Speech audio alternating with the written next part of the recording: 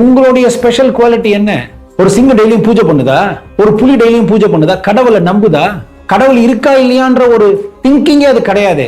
நம்ம கடவுள் இருக்கா இல்லையான்னு யோசிக்கிற தன்மையோட, கடவுளையே உணரக்கூடிய ஒரு அறிவோட, நாமே இறைவன் அப்படின்ற ஒரு நிலைக்கு வரக்கூடிய எல்லா தன்மைகளும் இந்த உடலுக்கும் உயிருக்கும் கொடுக்கப்பட்டு உங்களை இந்த பூமிக்கு மனுஷன் அமைச்சு வச்சா நம்ம எப்படி இருக்கும்?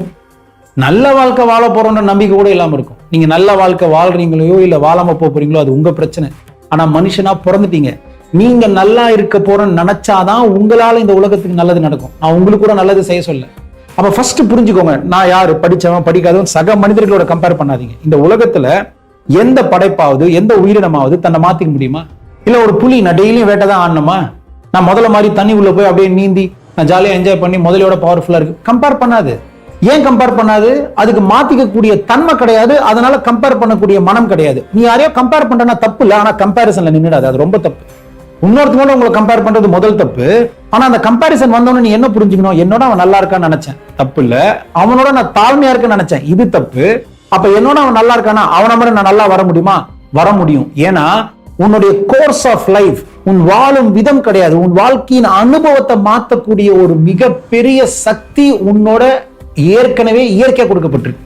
முதலுக்கு எப்படி நேச்சுரலாவே நீச்சல் தெரியுமோ, இல்ல ஒரு பறவைக்கு எப்படி இயற்கையாவே பறக்க தெரியுமோ, மனுஷனுக்கு இயற்கையாவே தனக்கு என்ன அனுபவம் வேணும் தேர்ந்தெடுத்தா அவன் வாழ்க்கை மாறக்கூடிய தன்மை இயற்கையாவே கொடுக்கப்பட்டிருக்கு. இதுல கடவுளுக்கும் உங்களுக்கும் சம்பந்தமே கிடையாது.